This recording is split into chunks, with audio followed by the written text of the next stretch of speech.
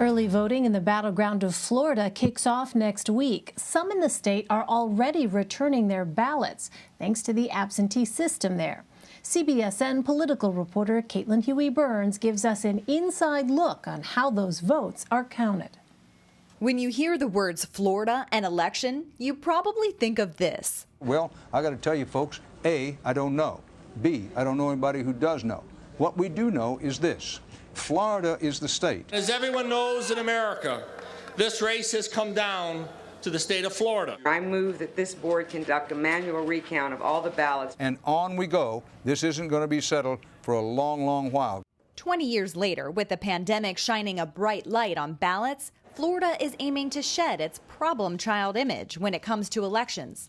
How are you feeling? Brimming with confidence. And why is that? Because things are going well. And what's going well in your view? Voters are voting, the post office is delivering them, and we're tabulating. A reason for that show of confidence? Absentee voting by mail is common here, and unlike in other key battleground states, Florida can start processing ballots weeks before Election Day. This facility in Broward County is already processing around 10,000 per day. And do you think we'll know the results of the election here in Broward County on Election Day? Yes. Broward County, the second largest in the state, came under scrutiny in the 2018 midterms.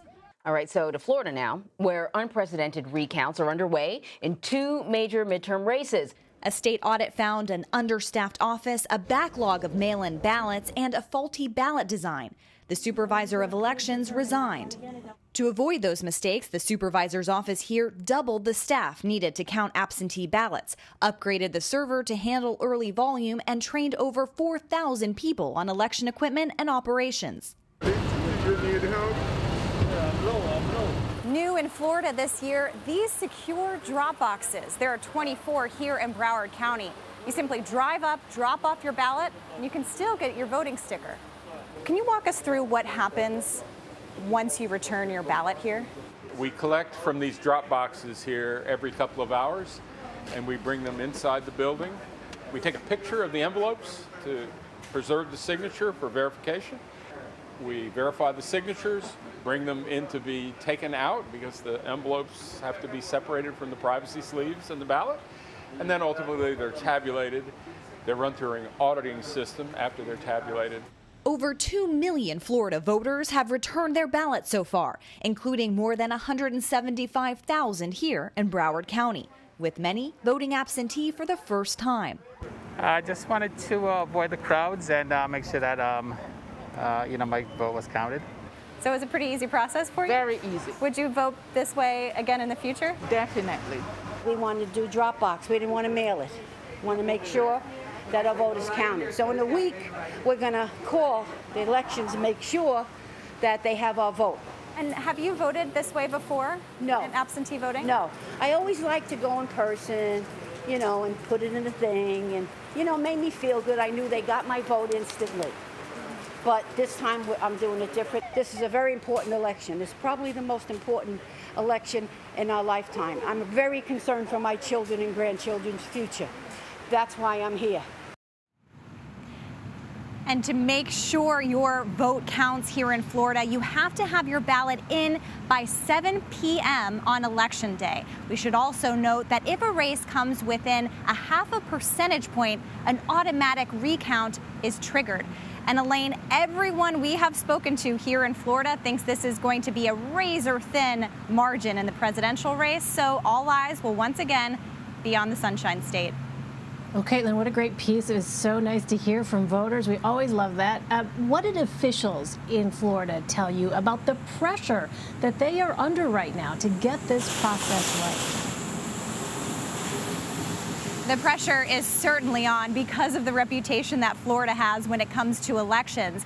And this cycle, more than before, the process of voting is in the spotlight because we're in a pandemic, because you've seen lots of other states change and scale up their operations to have more people be able to have the option to vote absentee, vote by mail.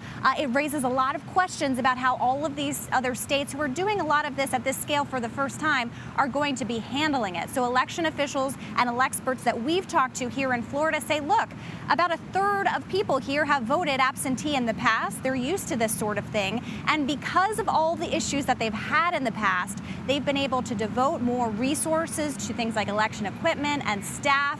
They've kind of gone over these hurdles before and say that they're prepared. But the biggest thing that separates Florida from some of these states like Michigan, Wisconsin, and Pennsylvania is that you can start processing those ballots here in Florida weeks before Election Day, so that we won't be waiting, they say, for results on Election Day as we may in some of those Midwestern states.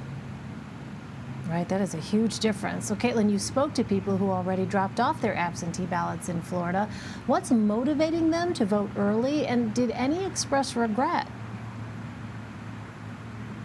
Everyone that we talked to that was dropping off their ballot at this point said they were doing so because they wanted to make sure their ballot got in to be counted. Remember, there's been a lot of rhetoric surrounding the process of voting, the process of mailing in your ballot, a lot of criticisms of the Postal Service, a lot of negative and unconfirmed, unverified rhetoric coming from the president himself. So a lot of people have had questions about how to make sure your ballot counts. And at cbsnews.com/vote, of course, we outline every single state and all of the rules and regulations for our viewers to look at.